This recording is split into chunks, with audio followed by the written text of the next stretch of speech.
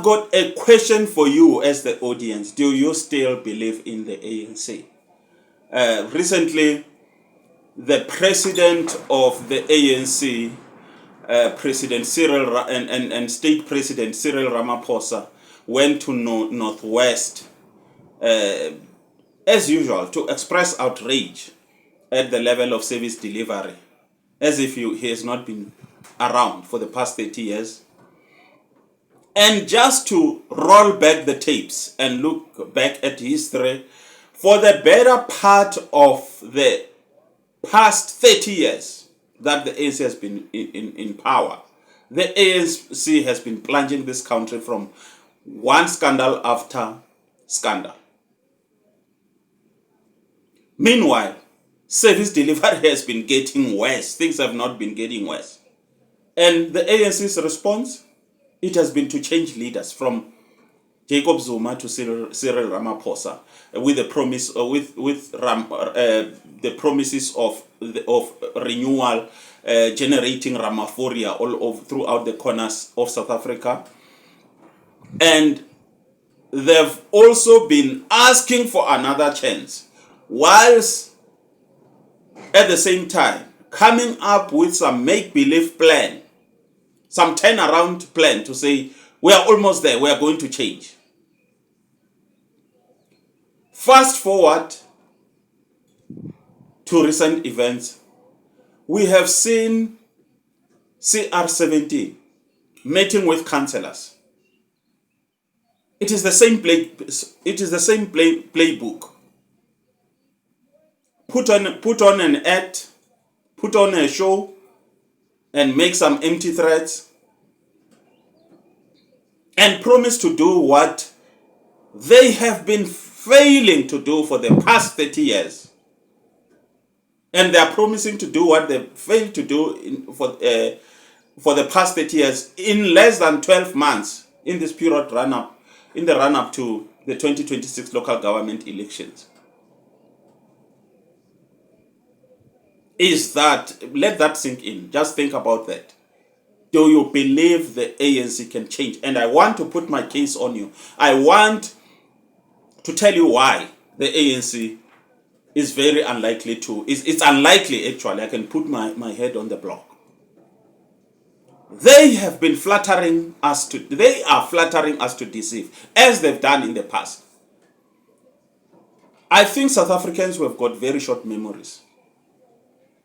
Does anyone remember the ANC Secretary General's response and acceptance speech after the 2024 general election, where he was so docile, he was so magnanimous in loss, as far as the loss of electoral majority, when the ANC went below 51% to 40%.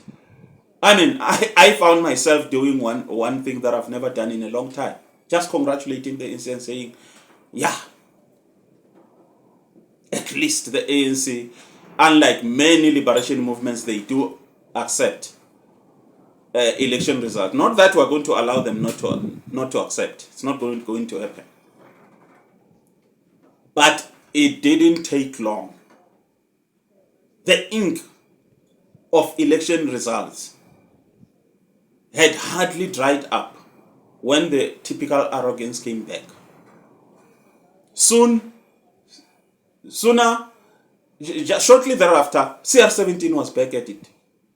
The usual arrogance, and he was making statements like the ANC is charged and bullying and resorting to bullying behavior, Bella Bill, and doing things as if they were the majority part. They had 50 plus 1% in the government of national unity.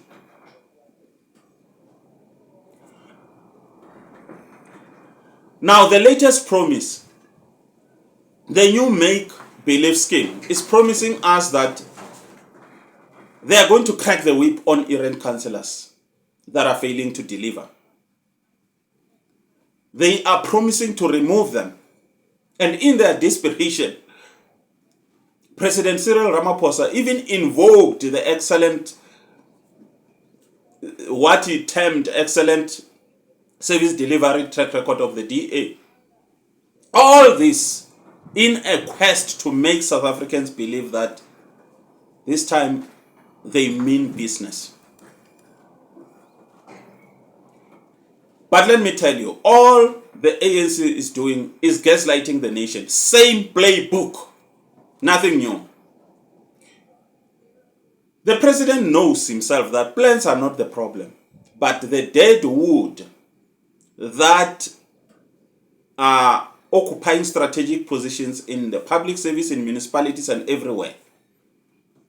The dead wood and incompetent people that have been put there through Keita deployment. Let me assure you, the ANC will never start acting against its own. The only concern they have, it is to keep the ANC alive and maintain ANC unit. And to do that, they use state resources to maintain the patronage system. They are factions. They share the spoils of South Africa's resources. Remember, it was CR17 who was exposed through a leaked NEC meeting, vowing that ANC unity is sacrosanct. Nothing comes, the country comes a distant second as far as is concerned. The ANC comes first. Let me give you proof. The case of Thembi Simela. The case of Minister Senzo Tunu, Minister of Safety and Security.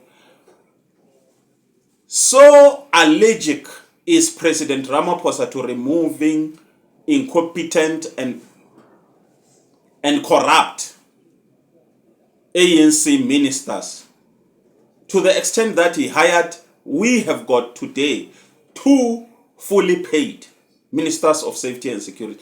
They would rather sacrifice taxpayer money to protect their own. And it's hardly surprising. If you are compromised as a president yourself, how can you hold other people accountable? It's hardly surprising. These are the lengths that CR17 would go to gaslight the nation. So serious, so precious rather, is the ANC's patronage network system that CR17 rather maintain a bloated cabinet with GNU partners at taxpayers' expense. Do you know why he's inviting PA and not long he will be inviting cats and dogs to be part of the GNU? Do you know why? He's doing that to build a cushion, a safety net for the ANC, so that whatever happens, they'd rather have a majority, which tells you that we've got a very kleptocratic government, elite government that is concerned about the interest of the elites than the interest of the majority. They would rather waste our money that can go to service delivery, than to sacrifice their positions in government. That's how bad our situation is. And I can assure you, the ANC won't change. They are united. What we know is that they are united in their corruption. The question is, are we as South African citizens prepared to change? And I mean to change from voting the same party that has been destroying this country and laying it to waste for the past 30 years.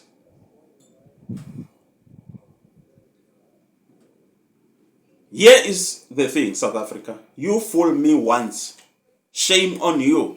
But you fool me twice, shame on me, because I've allowed you to do that to myself. There's no excuse this time around. We know what the ANC is up to. We know what they are all about. It is up to us to make the right decision. Fire that warning shot in next year and serve them the eviction notice come 2029 national elections. And the ANC has not only just fooled us twice, they've been fooling us for the past 30 years. Let me know what you think. Please like, share, and subscribe if this content resonates with you. This is Rendani, your channel host.